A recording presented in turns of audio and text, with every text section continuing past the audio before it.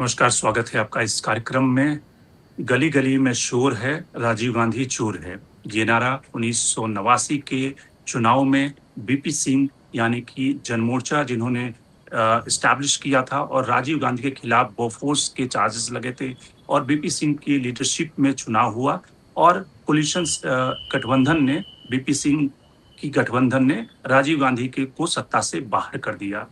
वैसे ही प्रधानमंत्री मनमोहन सिंह जो 2004 से 14 तक प्रधानमंत्री रहे, करप्शन के चार्जेस में बाहर हो गए सत्ता से चुनाव के बाद। लेकिन ये दोनों प्रधानमंत्री जो सत्ता से बाहर हुए, जिनके ऊपर भ्रष्टाचार के आरोप लगे, उन्हें जनता ने वोट देकर बाहर किया, किसी अदालत ने नहीं या फिर किसी कानून के हद में आने के कारण वो सत्ता से बाहर नहीं हुए। लेकिन अब प्रधानमंत्री नरेंद्र मोदी की सरकार एक ऐसा कानून लाना चाहती है जिसकी जद में अगर कोई भी मंत्री, मुख्यमंत्री और यहाँ तक कि प्रधानमंत्री भी उनके शिकंजे में आते हैं और वो 30 दिनों तक डिटेन किए जाते हैं, गिरफ्तार किए जाते हैं और वैसी स्थिति में उस तरह के केसेस में उन केसेस में जिनके ऊपर 5 साल से ज़्यादा का सज़ा हो सकती है, लेकिन बिना सज़ा हुए वो सत्ता से बाहर हो सकते हैं। इस कानून की जो परिभाषा है और जो पिछले संसद के सत्र में जब इसको लाया गया था तो काफ़ी इससे हंगामा हुआ और सरकार को इसको जॉइंट पार्लियामेंट्री कमेटी जेपीसी को भेजनी पड़ी और जेपीसी अब अपनी सिफारिशों के साथ में इस बिल को संसद के मॉनसून सत्र में सरकार लाने की तैयारी कर रही है। सवाल ये है कि इससे क्या भ्रष्टाचार कम होगा? मंत्रियों का, मुख्यमंत्रियों का और यहाँ तक कि प्रधानमंत्री भी अगर उसकी जद में आ जाते हैं तो क्या उन्हें भी हटाया जा सकेगा? इसके रिपरकशन क्या होंगे? क्या सिर्फ ये भ्रष्टाचार कम करने के लिए लाया जा रहा है या इसके पीछे कोई पॉलिटिकल एजेंडा है? किसी खास मुख्यमंत्री को टारगेट किया जा सकता है इस कानून के आने के बाद, क्योंकि इस कानून की शुरुआत उस आधार पे हुई जब अरविंद केजरीवाल एक तरह से भ्रष्टाचार के आरोप में गिरफ्तार हुए, जेल गए, लेकिन अरविंद केजरीवाल ने इस्तीफा नहीं दिया। उसके बाद केंद्र सरकार के जो स्ट्रैटेजी मेकर हैं, थिंकर्स हैं, वो सोचने लगे कि ऐसा कैसे हो सकता है कि एक मुख्यमंत्री के ऊपर आरोप लगे भ्रष्टाचार के, वो जेल चला जाए तब भी इस्तीफा ना दे। तो इसलिए इस कानून की उस कॉन्टेक्स्ट में इस कानून की शुरुआत हुई जिसमें कि ये सारे प्रावधान लाए जाएँगे, लेकिन इसका बेजा इस्तेमाल हो सकता है। इन सवालों को समझेंगे और साथ ही हम ये भी समझेंगे कि पश्चिम बंगाल में जिस तरह की एक डेमोक्रेसी चल रही है, जिस तरह से अपोनेंट जो पॉलिटिकल ओपोनेंट हैं, जो विरोधी हैं, जो कार्यकर्ता टीएमसी के हैं, उनके ऊपर जिस तरह से अंडे फेंके जा रहे हैं, ये मॉब जस्टिस जो चल रही है, उसमें आम जनता नहीं, बल्कि क्या बीजेपी के कार्यकर्ता इस मॉब जस्टिस का इस्तेमाल कर रहे हैं टीएमसी के कैडर को डिमोरलाइज़ करने के लिए और जिस तरह से महुआ मोइत्रा के ऊपर अंडे फेंके गए, वो कहीं न कहीं एक शर्मनाक घटना कही जा सकती है। इन दोनों सवालों को हम समझते हैं आज के कार्यक्रम में। हमारे साथ 3 मेहमान जुड़ रहे हैं। शिखा बैनर्जी जो कलकत्ता से सीनियर जर्नलिस्ट हैं, वो जुड़ रही हैं। साथ ही सुनीता एरन हमारे साथ जुड़ रही हैं लखनऊ से, जो कि इस कानून के ऊपर अपने बयान को देंगी और साथ ही पंकज शर्मा जुड़ रहे हैं सीनियर जर्नलिस्ट, जो कि कांग्रेस लंबे समय तक कवर करते रहे हैं। लेकिन शुरुआत करते हैं सबसे पहले सुनीता जी आपसे। जिस कानून की बात हो रही है उस कानून के लाने के पीछे एक तो सरकार का तर्क है मोरालिटी का कि मोरल एथिक्स सोसाइटी में अगर जो हाईएस्ट ऑफिस पे बैठे हुए लोग अगर अडॉप्ट नहीं करेंगे तो देश कैसे चलेगा।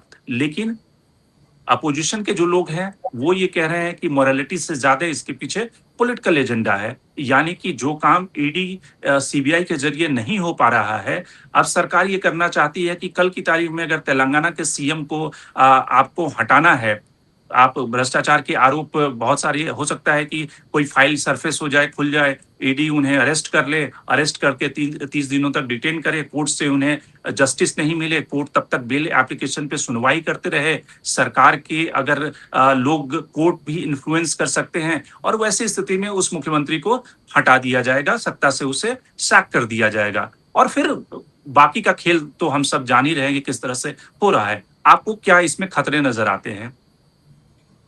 देखिए, आपने अपनी भूमिका में भी बोला कि ये अरविंद केजरीवाल साहब जब जेल से सरकार चला रहे थे उसके बाद ये सारी बातें आई। खतरा खाली इंटेंट का है कि इंटेंट कैसा क्या होगा जब किसी भी के खिलाफ एक्शन होगा। देखिए, करप्शन के खिलाफ अगर कोई भी लॉ लाया जाता है तो उसको वेलकम ही करना चाहिए, बिकॉज करप्शन एक ऐसी चीज है। जब वीपी सिंह साहब ने मुद्दा उठाया था बोफोर्स का, और उन्होंने करप्शन को एक इशू बनाया, तो उससे लेके आज तक करप्शन बढ़ा ही है, करप्शन कोई कम नहीं हुआ है, and at various levels corruption की बात है। पर इंटेंट क्या है? मतलब इंटेंट ऑपोजिशन के चीफ मिनिस्टर्स को पहले जेल में डालना, फिर 30 डेज इंश्योर करना कि वो जेल में रहें, और उसके बाद उनके खिलाफ कार्यवाही। तो ये तो मतलब अगर इनको मेरे को ये लगता है इसको कनेक्ट करना पड़ेगा। एमएलएस का इलेक्शन ही नहीं होना चाहिए, वहां पे भी लॉज में फिर चेंजेस होने चाहिए, क्योंकि प्रोविजंस होने चाहिए आपके रिफॉर्म्स में होके कि अगर कोई भी कैंडिडेट ने इस तरह का क्राइम करा है जिसमें उसका प्रोविजन होता है कि इतने टाइम की सजा मिल सकती है, तो वहीं से शुरुआत होनी चाहिए। रहा जो आप ये बात कर रहे हैं, तो डेफिनेटली ऑपोजिशन ने इस पे इशू उठाया, क्योंकि आज की तारीख में there is mistrust, distrust, vendetta, ये सब चीजें राजनीति में बहुत ज्यादा हैं। तो जैसे मैंने कहा, कंटेंट से ज्यादा इंटेंट इम्पोर्टेंट हो जाता है। अब फॉर एग्जाम्पल कर्नाटका के चीफ मिनिस्टर बने हैं शिव कुमार, अगर उनको हटाना होगा तो पुराने केसेस हैं, बहुत डिफिकल्ट नहीं होगा। तो ये देखना पड़ेगा। बट क्या जो बीजेपी के चीफ मिनिस्टर के खिलाफ कुछ रिपोर्ट्स छपी हैं, क्या उनके खिलाफ भी एक्शन होगा, उनके खिलाफ भी कार्रवाई होगी? तो बात इंटेंट की है। और जो पिछले सालों की जो राजनीति है, जिस तरह से उसमें वेंडेटा बहुत आ गया है, तो उसकी वजह से ऑपोजिशन ने भी उसको पोज करा है। तो लेट्स सी जेपीसी क्या उसमें आगे देती है, और उसके बाद ही हम इस पे और डिस्कशन कर सकते हैं। बिल्कुल। पंकज जी, सुनीता जी ने बहुत अच्छी बात कही कि कंटेंट से ज्यादा इंटेंट सबसे जरूरी है देखना कि इसका इंटेंट क्या होगा इस बिल का। जब ये लाया गया था तब भी संसद में काफी हंगामा हुआ था और काफी सारे अपोजिशन के मेंबर ने इस पे ऑब्जेक्शन उठाया था। उसके बाद इसको जेपीसी को भेजा गया।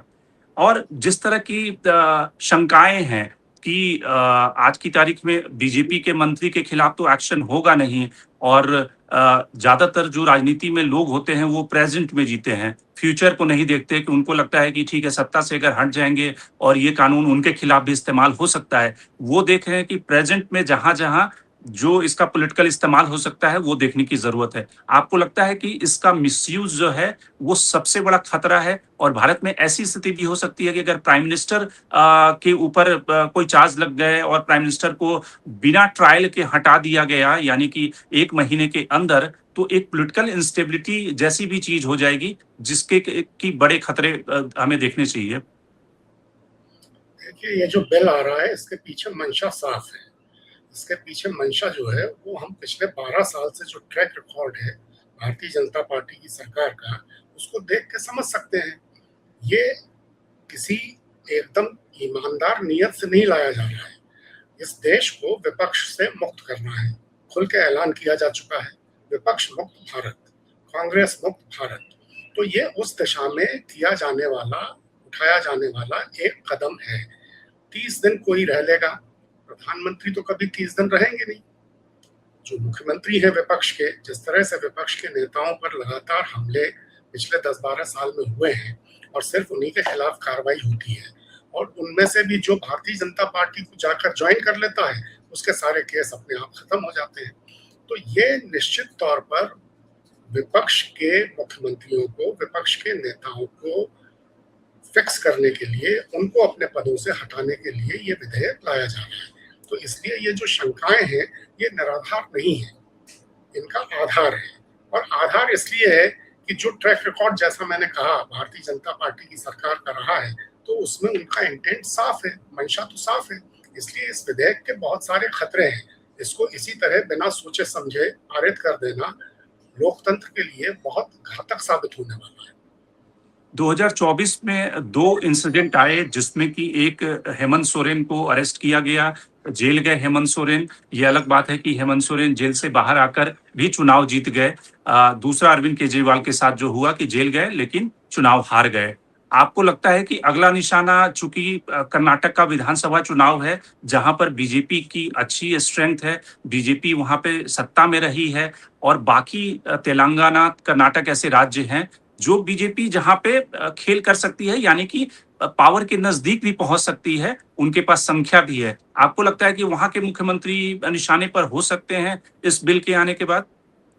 जरूर हो सकते हैं। अगर ये पिछली तारीख से लागू होता है तो डीके शिव कुमार जितने दिन जेल में रहे हैं उसके आधार पर उनके खिलाफ निश्चित तौर पर कार्रवाई हो सकती है। और भारतीय जनता पार्टी इस वक्त उसकी निगाह दक्षिण भारत के राज्यों पर खास कर है। आपने देखा अभी डीएमके ने टीवीके को तोड़ने की किस तरह से कोशिशें की हैं। 3 लोगों को उसमें गिरफ्तार किया गया है। जिस तरह से उद्धव की शिवसेना को और तोड़ने की कोशिश की जा रही है, समाजवादी पार्टी के लोगों को भी तोड़ने की कोशिश की जा रही है, टीएमसी का जो हाल किया है वो आपने देखा ही है। तो इस देश में एक अलग तरह की राजनीतिक संस्कृति विकसित हुई है। जो ये अपसंस्कृति विकसित हुई है, ये सबसे बड़ा खतरा है। कि पहली चीज, किसी न किसी तरह साम दाम दंड भेद चुनाव जीतने की कोशिश करो। धन का चुनावों में इतना बड़ा इस्तेमाल होने लगा है कि विपक्षी दल चुनाव लड़ने के काबिल ही नहीं है। विपक्षी दलों को जो चुनावी चंदा अगर कोई देता भी है तो उसमें तमाम तरह की अड़चने और दबाव बनाए जाते हैं। तो विपक्ष को आर्थिक रूप से भी इतना कमजोर कर दिया गया है। और एसआईआर के जरिए आपने देखा पूरे देश में 8 करोड़ लोगों को बाहर कर दिया गया मतदाता सूची से। तो पहले तो इन तमाम तरीकों से चुनाव जीतने की कोशिश करो। ईवीएम पर अपनी तरह के संदेह है ही, और अगर चुनाव न जीत पाओ तो फिर अपना बहुमत इकट्ठा करने के लिए सांसदों और विधायकों को तोड़ने की कोशिश करो, राजनीतिक दलों पर दबाव बनाओ। तो ये सब जो चल रहा है ये लोकतंत्र के लिए घातक है। और इस तरह का विधेयक आना अच्छा है।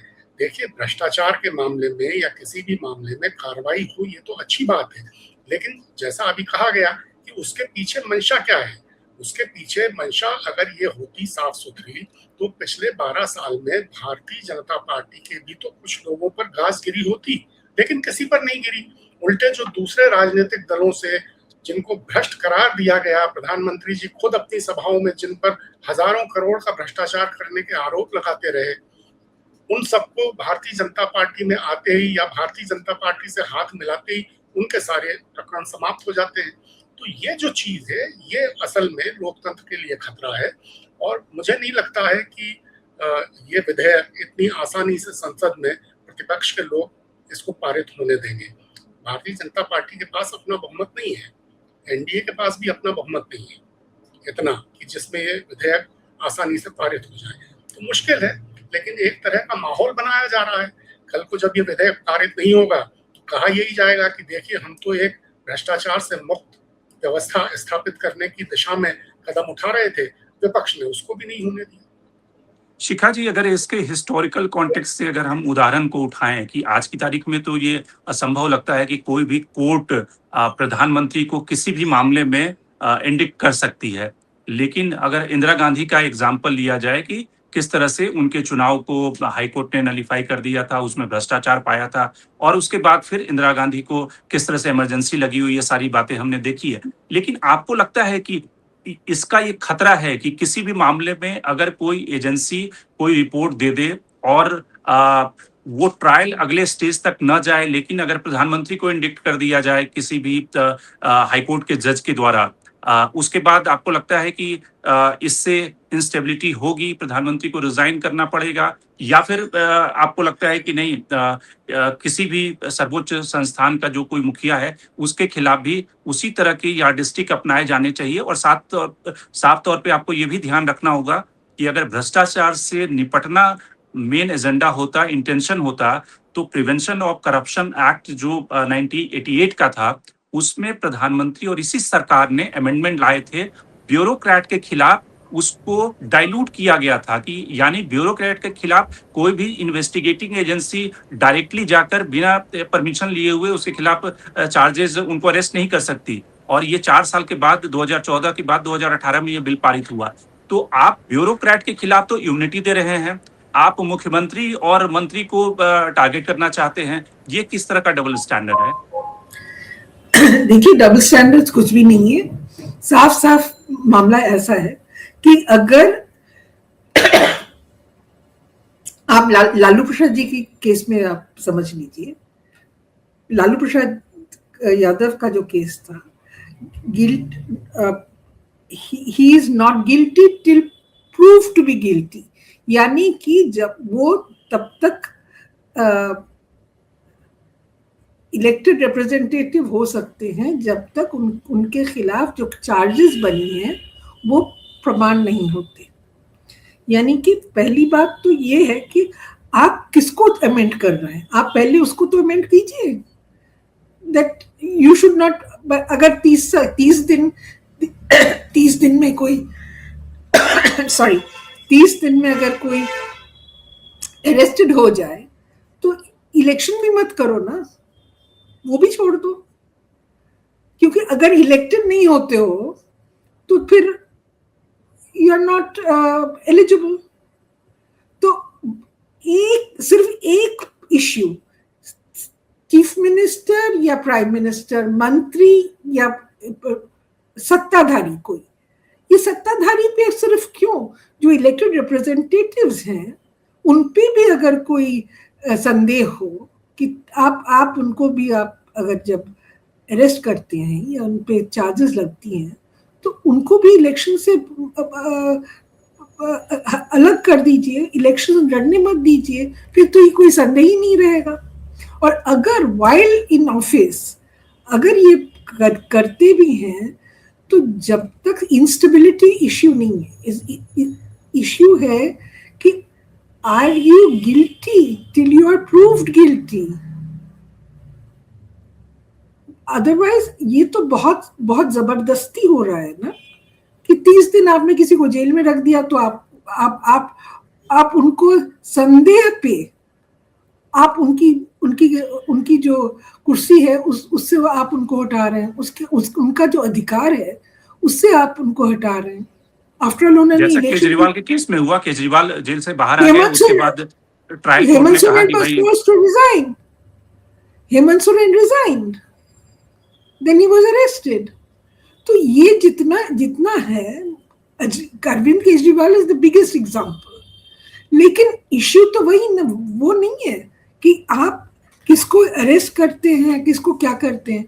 तो फिर अगर करप्शन ही इश्यू है, सस्पिशन ऑफ करप्शन, यानी कि 30 दिन में आप उनको जेल में रख सॉरी 30 दिन आपने उनको जेल में रख दिया, यानी कि एक सस्पिशन पे रख दिया ना, इंटेरोगेशन के रख दिया, इन्वेस्टिगेशन के लिए रख दिया, लेकिन क्रिमिनल चार्जेस तो नहीं फाइल हुए, कोर्ट ने तो नहीं कहा कि आप गिल्टी हैं, है ना।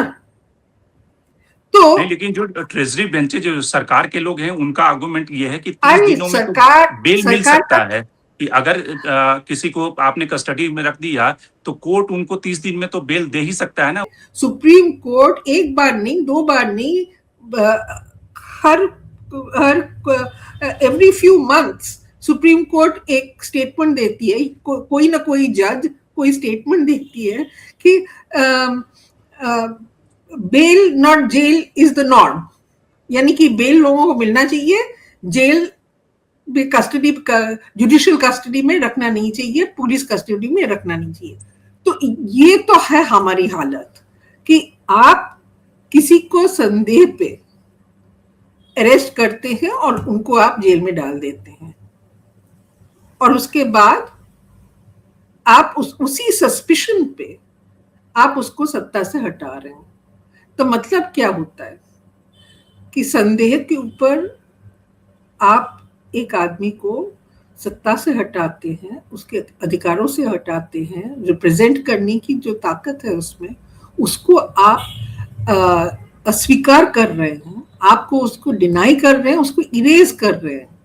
तो मामला बहुत गड़बड़ है। एक दूसरा है कि अगर आप इंदिरा गांधी की केस समझें तो she was found guilty by a court। पहली बात तो ये है कि एक संदेह पे उसने सब कुछ नहीं किया। She waited till इमरजेंसी है, हम सब इमरजेंसी के खिलाफ थे। I was a student at that time। हम सब उसका प्रतिरोध हमने किया था, बहुत सारा हमने मीटिंग्स की थी, सब कुछ किया था। लेकिन the fact of the matter remains, Indira Gandhi was found guilty by the Allahabad High Court. It was not on a suspicion. Suspicion एक चीज है और guilty as charged is a different issue altogether. यानी कि हम हमारी जो कॉन्स्टिट्यूशन है जिसके आधार पे सब कुछ कानून बन चुका है, ये भारतीय न्याय संहिता जो है, आप इसको अस्वीकार कर रहे हैं. आप कह रहे हैं हम ऐसा कानून लाएंगे जहां पे सस्पिशन इज इनफ. यानी कि ये this is in the same category, wait a minute, this is in the same category as the NIA or the UAPA. This is on the same lines as at one time was POTA and MISA. कि suspicion पे आप लोगों को court में डाल रहे हैं और उनका जो अधिकार है उससे आप उनको अलग कर रहे हैं. ये कैसा बात है? बिल्कुल. सुनीता जी, एक सवाल हम अगर इसकी पॉलिटिकल रामिफिकेशन को समझें कि एक तरफ तो प्रधानमंत्री जब आए थे तो उन्होंने ये कहा था कि ना खाऊंगा ना खाने दूंगा. करप्शन को उन्होंने सबसे बड़ा हथियार बनाया नैरेटिव का चुनाव के कैंपेन में, और उसके बाद भी 2017 में बीजेपी की एग्जीक्यूटिव में बोलते हुए प्रधानमंत्री ने ये कहा कि मेरा जो बैटल है करप्शन के खिलाफ वो अनकॉम्प्रोमाइजिंग है और किसी को मैं छोड़ूंगा नहीं क्योंकि मेरा कोई रिलेटिव नहीं है. उसके बाद हर चुनाव में, हर रैली में, हर मंच पे प्रधानमंत्री इस नैरेटिव को इस्तेमाल करते हैं. अब राम मंदिर में चंदा लूट की जो पूरी सदी की सबसे बड़ी अगर कोई पॉलिटिकल जिसको कहते हैं इतनी इम्पैक्टफुल कहानी जिसमें कि बीजेपी जिस हिंदुत्व की गाड़ी पर चढ़कर यहाँ तक पहुंची वहां पर ही लूट हो गई. उसके बाद मध्य प्रदेश सीएम के ऊपर भ्रष्टाचार के आरोप लगे, अलग अलग राज्यों में बीजेपी के मंत्रियों के ऊपर भ्रष्टाचार के आरोप लग रहे हैं. आपको लगता है कि प्रधानमंत्री बीजेपी ट्रेजरी बेंचेस के जो स्ट्रैटेजी मेकर हैं वो इस नैरेटिव के जरिए कि करप्शन के खिलाफ वो कॉम्प्रोमाइज नहीं करेंगे और ये बिल ले आएंगे, इससे कोई बात बनेगी जब राम मंदिर का इतना बड़ा लूट सामने है? या फिर उनको लगता है कि ठीक है थाली में बहुत कुछ दाल भाती चटनी भी होती है तो ये भी बिल ले आए, डिलिमिटेशन का बिल ले आएंगे, जनता भूल जाएगी राम मंदिर के लूट को और फिर यूपी के चुनाव में चले जाएंगे. पब्लिक की मेमोरी बहुत शॉर्ट होती है, प्रधानमंत्री ये भी जानते हैं, तो वो सब उसी हथकंडे का हिस्सा है.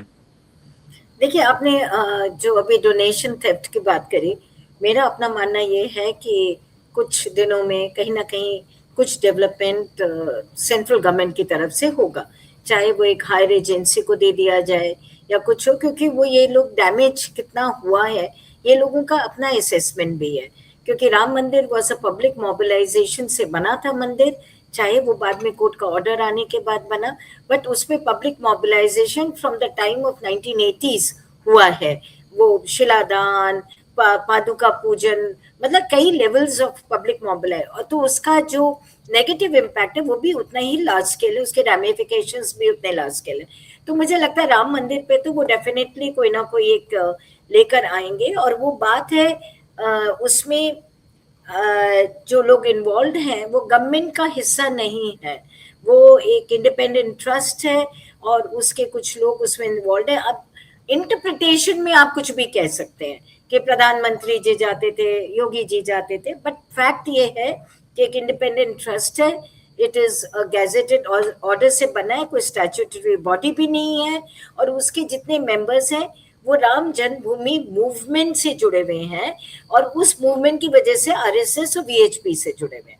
तो मुझे ऐसे लगता है अभी तक प्रधानमंत्री जी ने कोई कमेंट नहीं करा है, बट डेफिनेटली इस पे तो जरूर कुछ आएगा, चाहे वो जैसे यूपी गवर्नमेंट वांट्स के एक हाई लेवल प्रोब हो जाए, तो हो सकता है सीबीआई को चला जाए, किसी को वो दे दे इसको, या इकोनॉमिक ऑफेंसेस उसमें रहा. अपनी जो दूसरी बात करी है प्रधानमंत्री, देखिए बात जो मैंने शुरू में करी कि करप्शन को लेके क्या, अब जब बिल आएगा तब पता चलेगा क्या सेफ गार्ड रख रहे हैं. For example bail, 30 days without bail. अब बेल जिसको देना चाहते हैं 10 दिन के बाद दे सकते हैं. हम जानते हैं कितने ऐसे लोग हैं जो स्पेशली जो जिनको ऑब्लाइज करना होता है वो जेल में कम टाइम बिताते हैं, वो हॉस्पिटल और घर पे ज्यादा टाइम बिताते हैं क्योंकि उनको बेल मिल जाती है. जिसको नहीं देनी होगी उसको बेल नहीं मिलेगी, उनके 30 days पूरे हो जाएंगे. हवाराम रहीम और ऐसे बहुत सारे एग्जाम्पल हैं जो पेरोल पे ही ज्यादा रहते हैं। लोगों को पता भी नहीं चलता है कि वो भारी रह रहे हैं, they are not staying inside.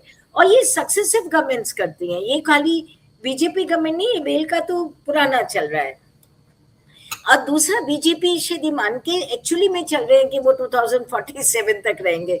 देखिए, पॉलिटिक्स इज वेरी अनप्रिडिक्टेबल। आप इस तरह का कोई भी लॉ लेकर आएंगे तो कल आप उसके विक्टिम भी हो सकते हैं। आज अगर आप कोई लॉ बना रहे हैं जिसमें प्रॉपर सेफ गार्ड्स नहीं है, तो आज अगर आप किसी के साथ करेंगे तो वो, क्योंकि अभी भी ये कहना कि स्टेट्स में ठीक है, वेस्ट बंगाल वो हार गई है टीएमसी, 5 साल बाद क्या होगा, कर्नाटका में क्या होगा, तमिलनाडु में क्या होगा, तो अभी आप ये नहीं कह सकते हैं कि टोटली वो ऑपोजिशन मुक्त भारत बनाना। इनफैक्ट वो कांग्रेस मुक्त भारत बनाना चाह रहे थे। वो बनाते बनाते उन्हें लगा कि अरे कांग्रेस से ज्यादा तो हमें रीजनल पार्टी से हमारी लड़ाई है, तो उन्होंने फिर रीजनल पार्टीज के साथ करा। और as a political party it's all right, you know, it's all fair in love and war. आप किसी पॉलिटिकल पार्टी को नहीं। कांग्रेस जब हटी थी उस समय का माहौल करप्शन का बन गया था। उस समय अगर आप याद करें, अगर वो उसमें बीजेपी का सक्सेस था, बीजेपी एक माहौल बना पाई जिसमें एक ही पब्लिक में चला गया, दे वेरी करप्ट। ये चीज अभी बीजेपी के बारे में नहीं बना है। और ये लोग नैरेटिव बिल्ड करने में बीजेपी इज वेरी स्मार्ट। इनका पूरा जो संघ परिवार है, आप देखिए ना, आप विमेन कोटा बिल आया, उसमें क्या नैरेटिव बन गया, क्या इशू था, क्या नैरेटिव बना, opposition was painted as anti women. इसी तरह से ये जब करप्शन का आएगा तो they are so good at it कि वो एक, और फिर उनके फॉलोअर्स एक डेवलप हो गए हैं। आपको देखिए, we are a divided society right now, ideologically also. तो वो लोग फिर उनको क्रेडिट देंगे कि करप्शन को रोक रहे हैं, but definitely it's not a very healthy sign for democracy. And BJP should also think कि if not 29 but maybe 5 years later, जब तक मोदी जी हैं तब तक तो चलिए चल रहा है, then what? So थोड़ा सा they should think about it, such things rebound also, you know, ये होता है। बिल्कुल। शिखा जी, जो पश्चिम बंगाल में महुआ मोइत्रा के साथ हुआ, ठीक है, महुआ मोइत्रा से लाख आप पॉलिटिकल आपके डिफरेंसेस हों, टीएमसी के कार्यकर्ताओं से हों, पार्षदों से हो, आप उनके खिलाफ अगर वो भ्रष्ट हैं उनके खिलाफ एक्शन लीजिए। लेकिन जिस तरह की मॉब जस्टिस चल रही है, आप स्कूलों में आप फूड सप्लाई करने में अंडे नहीं हैं और अंडे सारे इस्तेमाल हो रहे हैं अपने पॉलिटिकल ओपोनेंट के ऊपर, उनको ह्यूमिलिएट करने में। ये किस तरह की व्यवस्था, जिस व्यवस्था में हम जी रहे हैं, जिस व्यवस्था पॉलिटिकल इन्वायरमेंट में जी रहे हैं, ये क्या बीजेपी के लोग नहीं सोचते कि कल की तारीख में ये उनके साथ भी हो सकता है? जैसे तेलंगाना में वहाँ के मुख्यमंत्री ने बीजेपी प्रेसिडेंट के बारे में कुछ बातें कही, उसको लेकर बीजेपी काफी, वहाँ पे कार्यकर्ता काफी गुस्से में है। तो सवाल ये है कि अगर आप उस इन्वायरमेंट को जन्म देंगे, वो आपके साथ भी हो सकता है। देखिए, हमारे साथ हो सकता है, ये सोचना जो सत्ता में रहता है वो कम ही सोचता है, वो बिल्कुल कम सोचता है कि हमारे साथ भी ऐसा हो सकता है।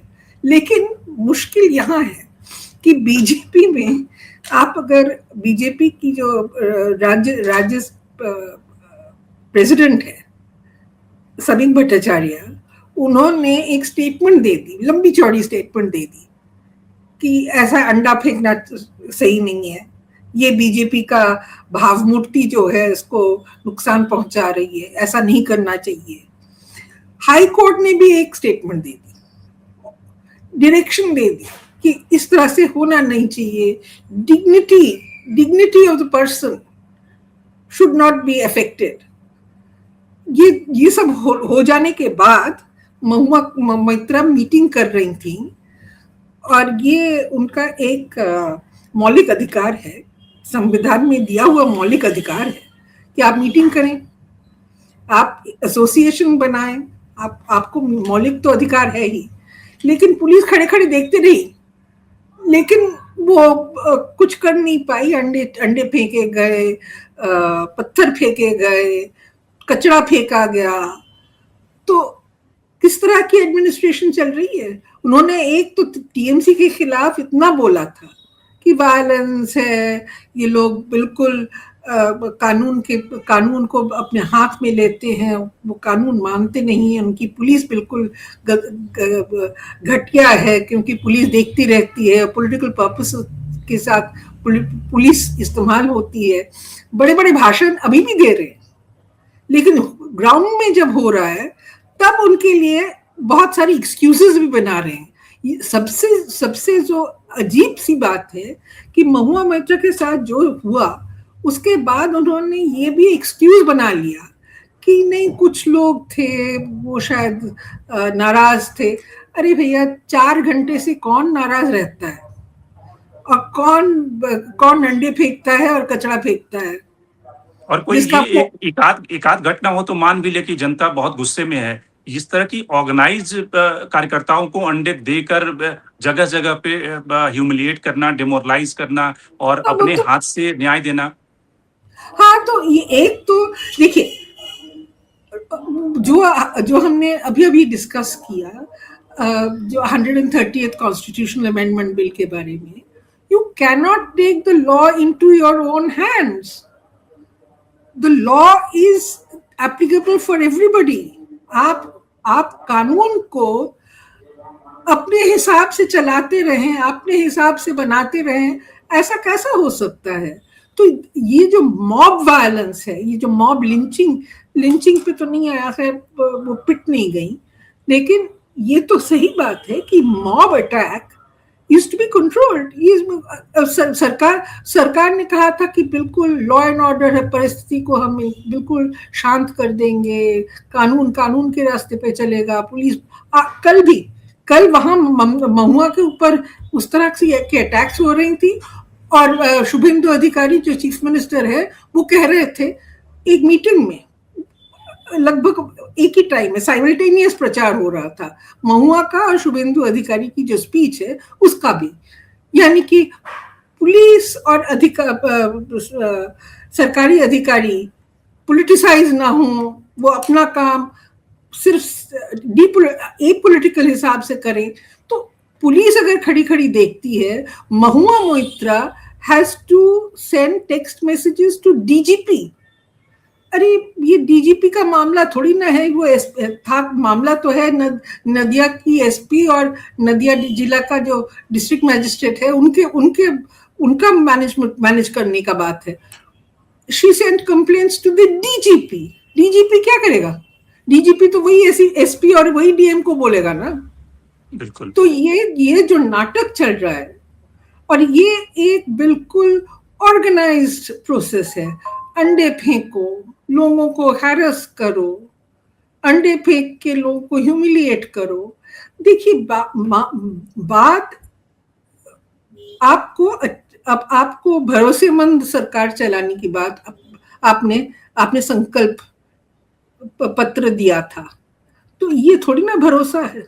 किसका भरोसा रह सकता है कोई सरकार पे जहां एक एमपी इस तरह से 4 घंटे तक she is facing this kind of violence, intimidation, threat, और पुलिस देखती रहती है। यानी कि message is going down to the grass root. बिल्कुल। तो कुल मिलाकर जो पश्चिम बंगाल की घटना है, महुआ मोइत्रा के ऊपर जिस तरह से अंडे फेंके गए और जिस तरह से पश्चिम बंगाल में टीएमसी के कार्यकर्ताओं के ऊपर अंडे फेंके जा रहे हैं, वो एक लार्जर पॉलिटिकल स्ट्रेटजी का हिस्सा है कि टीएमसी को डिमोरलाइज करना है, ह्यूमिलिएट करना है, और साथ ही ये स्टैब्लिश करना है कि जो मैंडेट मिला है वो जनता का मैंडेट ही है, और जनता के मैंडेट के बाद टीएमसी में टूट-फूट हो रही है, और जनता जो है वो टीएमसी से बदला ले रही है। वही जो सरकार की मंशा है कॉन्स्टिट्यूशनल अमेंडमेंट बिल लाने की, उसके ऊपर, उसके सेफगार्ड के ऊपर सरकार क्या उस बिल में प्रोविजन करेगी, ये देखने वाली बात होगी जब सरकार ये बिल लेकर आएगी। लेकिन निश्चित रूप से इसका मिसयूज हो सकता है और सरकार को इस पहलू पर भी ध्यान देना चाहिए। तो आज के कार्यक्रम में इतना ही। सुनीता जी आप जुड़ी, आपका बहुत बहुत धन्यवाद। शिखा जी आपका बहुत बहुत धन्यवाद, और पंकज जी आपका भी बहुत बहुत धन्यवाद कार्यक्रम में जुड़ने के लिए। देश और दुनिया की बाकी खबरों के लिए आप बने रहिए डायलॉग्स के साथ।